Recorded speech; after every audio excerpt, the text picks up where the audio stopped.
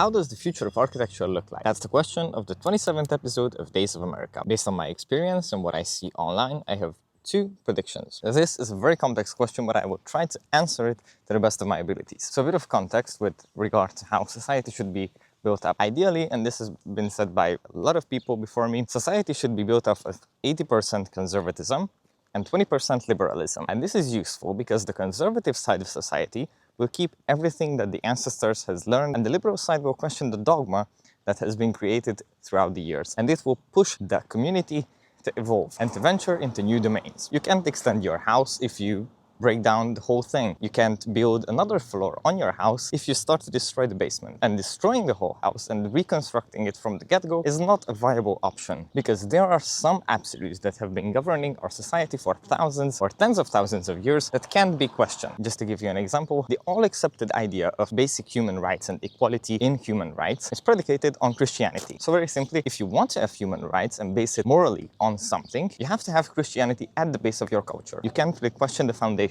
because the whole of your history, the whole of your society has been constructed on these foundations.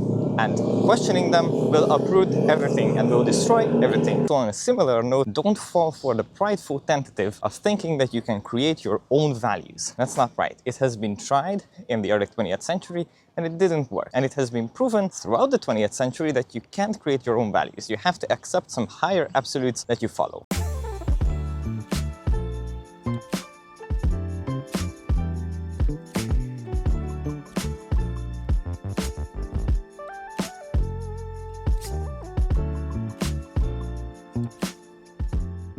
Side note, this is a cool little shop. Everything is handmade inside, everything is very well crafted. It seems like I'm collecting cool places around Geneva on the lake every day. Well, I mean, that's the point, right? Let's see if András is here at the toy box.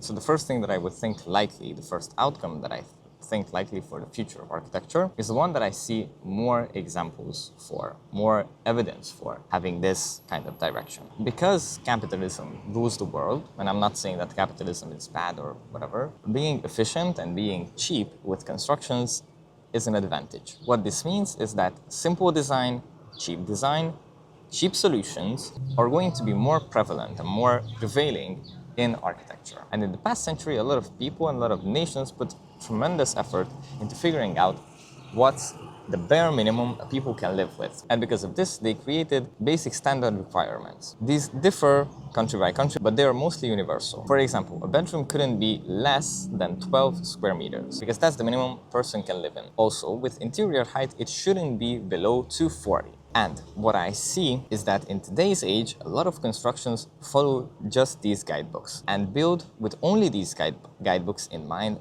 for capitalism, for profit. And in most cases, 99% of the cases, the constructions that are born from this kind of mentality are really bad in the quality of living. But since business is business, I think that this is a very likely outcome to have this trend continue on in the future. Everything that is tied to this kind of architecture is just spreadsheets, diagrams, statistics, and raw technicality. And as I see, it's either just fluff, a made-up poetic point of view to argument why the architects chose different kinds of decisions, but truthfully it's just cost and time efficiency. And in another case, I think, which is really underrepresented, there's a philosophical base for the kind of architecture that is being made, but that philosophy is internally flawed and mistaken. So it's basically wrong. That's about creating new values and trying to uproot all of the social system, all of the hierarchy that has been built. But the good thing is that this kind of fall has happened multiple times in history.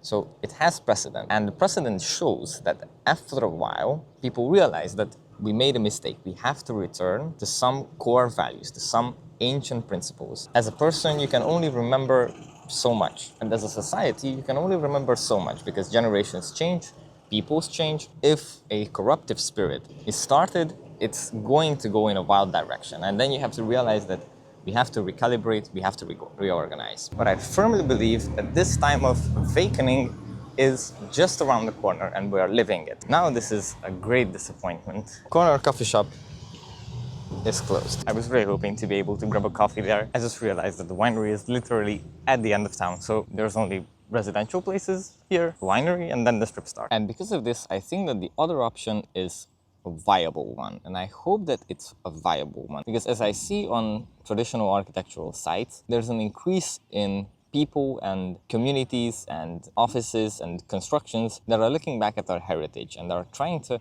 bring back our heritage as a Western culture. And the case will be forever that a backward-looking, a traditional, a classical kind of architecture will be a much more appreciated and much more beautiful one than anything that is avant-garde or following trends or trying to break the rules. That was the case in history for all ages, for all precedents, and I believe that this will be the case for our age as well. Even in the end of the 19th century, in the writings of Adolf Loos, many people think that his ideas influenced a lot of changes in culture and in architecture in the 20th century. But even Loos points out that the architect of the future who is going to be successful will be someone who is well-versed, well-educated in the classical language. And he's going to have a much richer vocabulary because of this classical education than the architect that stands at the forefront of the revolution. And the architect that learned the classical language will be remembered for much longer. He even brings up examples from history, from the time of the Renaissance. Not